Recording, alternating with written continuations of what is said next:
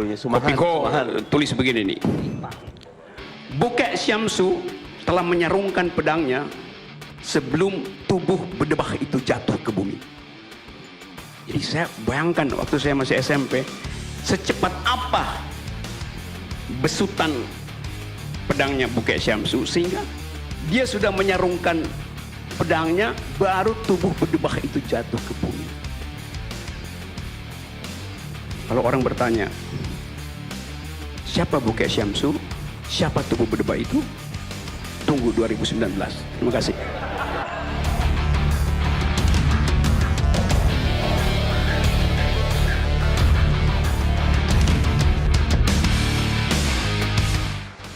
Kalau dikatakan bahwa saya tidak netral itu karena saya tidak mengkritik Prabowo. Saudara sendiri bilang Prabowo nggak punya prestasi. Ngapain saya kritik orang yang nggak punya prestasi? Jadi, dungu keberapa tuh, please? Yang saya kritik adalah orang yang mengklaim prestasi orang. Tuh. Pak Jokowi banyak klaim prestasi orang, maka saya mesti kritik.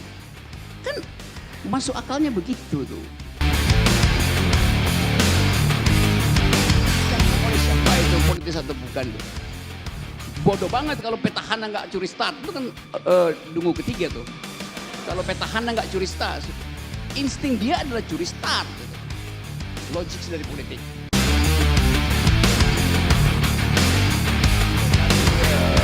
KPU, survei KPU itu memperlihatkan jomplang. Jadi Prabowo tinggi, surveinya Jokowi rendah. Tiba-tiba situs-situ lenyap itu. Jadi PMO-nya tuh, ya betul, buruk muka cermin dibelah, buruk survei, situs ditutup itu.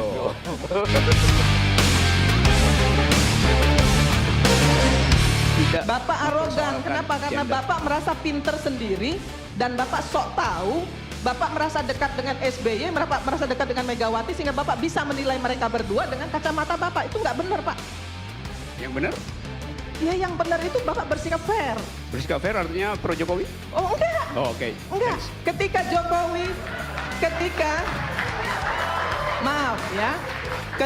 Jokowi melakukan kebaikan maka seharusnya Bapak memberikan supporting dan Bapak beri apresiasi. Dan ketika Pak Jokowi melakukan kesalahan, Bapak boleh melakukan kritisi. Tapi Bapak nggak pernah lakukan itu. Seperti itu. Saya menunggu sesuatu untuk saya pujikan pada Pak Jokowi. Tapi belum ada itu. Thanks.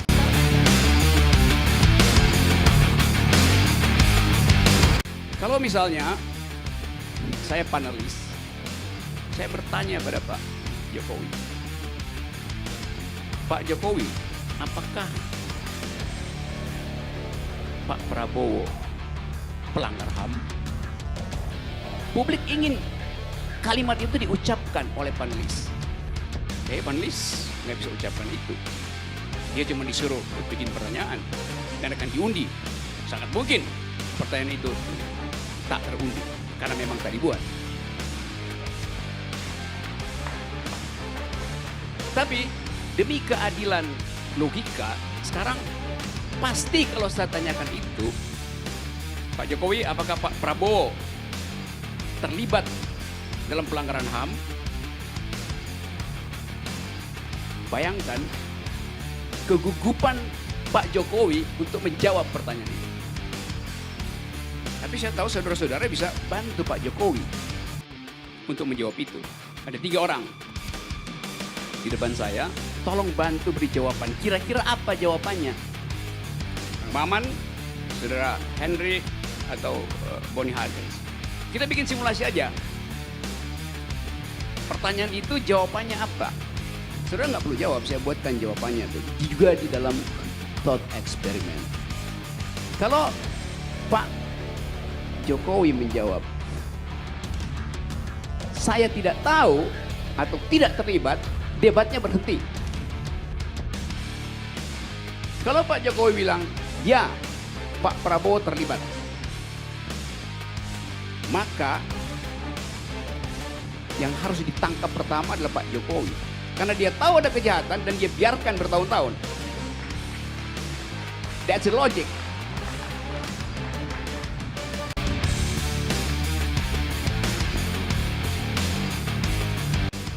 Korupsi itu sekarang jadi semacam tontonan kelas 3 sebab yang diberitakan adalah KPK menangkap tikus di daerah. Sibuk motong ranting pohon, ngejar duit seperak. Akarnya nggak mau dibongkar. Itu soalnya. Zaman SBY itu menterinya ditangkapin semua, akarnya di situ. Kalau sekarang samar-samar. Kepala daerah yang merasa dia bakal ditangkap KPK buru-buru daftar jadi anggota Nasdem. Karena ada jaksa agung di situ. Jujur Nasdem ditangkap juga, Bang. Iya. Iya, jadi jangan melihat Ya, satu tentu aja. kasus yang seperti itu. Ya tentu aja mesti ada tukar tambah supaya nggak terlalu gimana yuk. Kita tahu itu soal.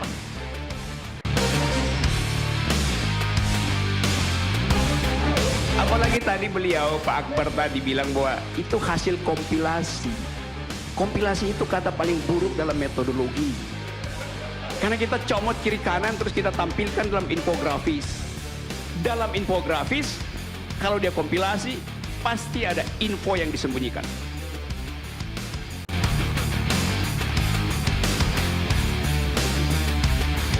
Kenapa kita fobi? Apa tuh fobi? Fobi itu adalah ketakutan yang diwariskan oleh nenek moyang kita. Karena hidup di masa itu sangat terancam oleh binatang buas. Jadi fobi itu adalah jejak DNA dalam diri kita. Ada terus positif fungsinya untuk mencegah kita diterkam binatang buas. Reaksinya apa? Kita berburu. Itu reaksi dari fobi. Di dalam arkeologi kita berburu supaya kita hilang rasa takutnya. Nah, hashtag itu bukan binatang buas. Jadi dia yang berburu hashtag itu adalah pemburu yang dungu.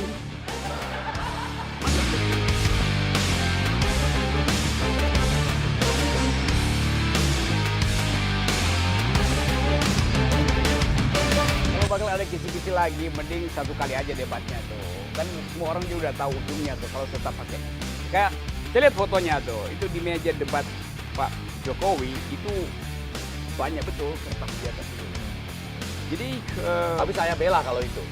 Presiden yang baik adalah presiden yang banyak membaca. ya, Jadi banyak membaca contekan ya, banyak. Enggak, membaca aja, membaca. Jadi masuk-masukan dari menteri, masuk-masukan dari ahli-ahlinya kan harus dibaca. Ya kan? Betul nggak? Mestinya tuh, iya. harusnya begitu kan? Iya, iya. Jadi mesti dibalik tuh, jangan mejanya yang penuh kertas, otaknya yang kosong. Terbalik. Terus kalau mau, sama ini soal masih disegel. Ini otak yang masih disegel. Enggak, enggak.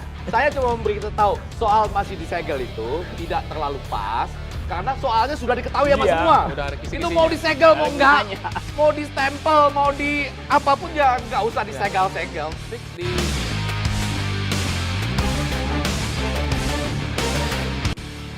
Saya nggak tahu Pak Jokowi ngomong apa dengan petani. Turun dari motor, gede. Dan menurut aturan estetika, orang yang naik chopper itu berat badannya minimal 90. Karena itu, 10 kali, Bro. karena itu juga penting untuk keseimbangan.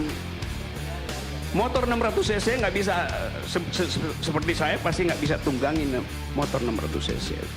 Jadi saya jangan-jangan mau chopper Pak Jokowi mestinya Honda bebek jangan-jangan tuh.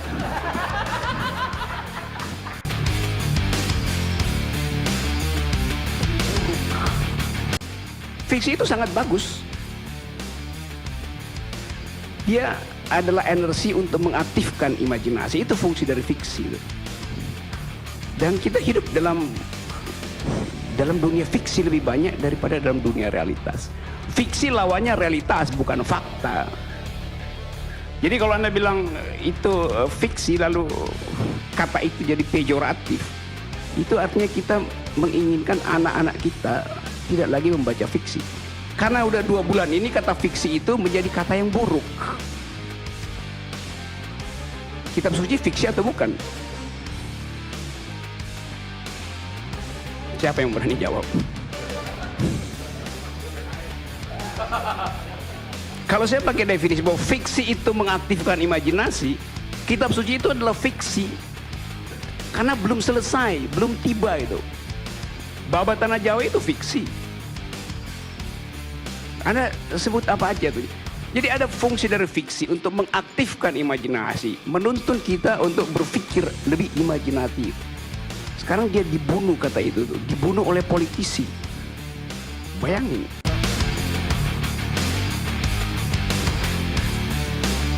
Anda bayangkan seorang presiden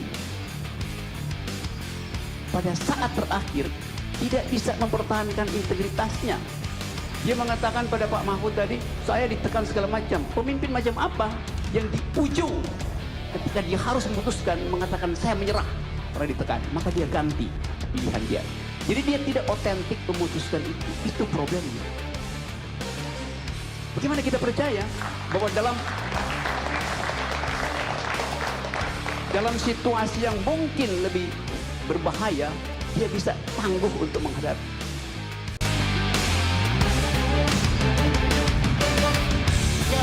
Saya terangkan tadi. Biar fair. Tidak. Pak, saya tidak akan biarkan saudara bicara semena-mena seperti itu. Faktanya tidak seperti itu, Pak Mahfud. Oke, tadi saya terangkan, Pak Mahfud kuat. Dia tidak terhina. Yang terhina adalah moralitas publik. Kalau Anda paham.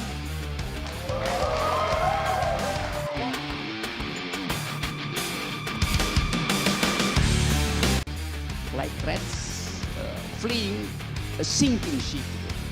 Seperti tikus geladak, kalau dia lihat kapalnya, tikus itu dia punya insting. Kalau kapalnya udah mau tenggelam, itu tikusnya tuh lompat ke laut. Karena dia tahu kapalnya udah mau tenggelam. Karena dia tahu di mana keretakan itu, karena dia yang bikin kereta itu. Jadi saya lihat ini kapal rejim ini, banyak orang yang udah lompat karena kapalnya mau tenggelam. Ya, faktanya sudah di situ. Kuantitas sudah menghasilkan kualitas, momen telah berubah menjadi monumen, dan itu adalah tanda-tanda dari kapal yang sedang tenggelam itu. The beginning of the end.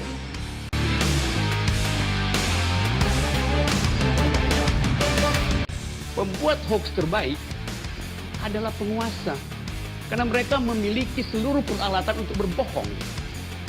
Intelijen dia punya. Data statistik dia punya, media dia punya. Orang marah, tapi ya itu faktanya. Bahwa hanya pemerintah yang mampu berbohong secara sempurna. Saya nggak ingin dia berbohong, tapi potensially dia bisa lakukan itu.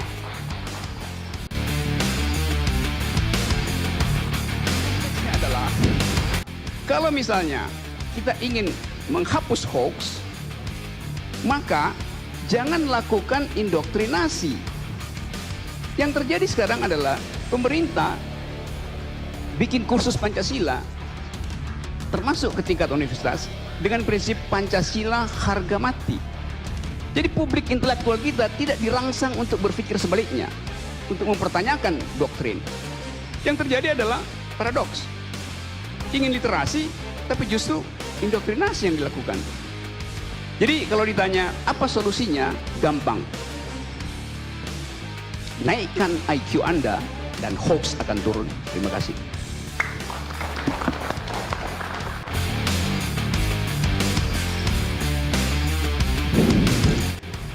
Coba saya tanya pada KPU ya.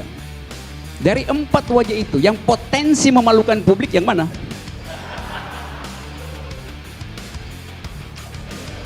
Dari yang 4 itu, yang potensi memalukan publik yang mana? Keempatnya itu putra-putra terbaik bangsa, Bang. Oh, pertanyaan saya, Anda bilang ada potensi dipermalukan. Yang mana yang potensi dipermalukan oleh publik? Tentu saja empatnya adalah putra terbaik. Kan ketua KPU nggak bilang itu adalah putra terbaik. Kotesinya adalah ada yang harus dijaga supaya tidak dipermalukan. Pertanyaan saya, yang mana yang punya potensi? You nggak usah jawab, kasih kisi-kisinya aja gitu.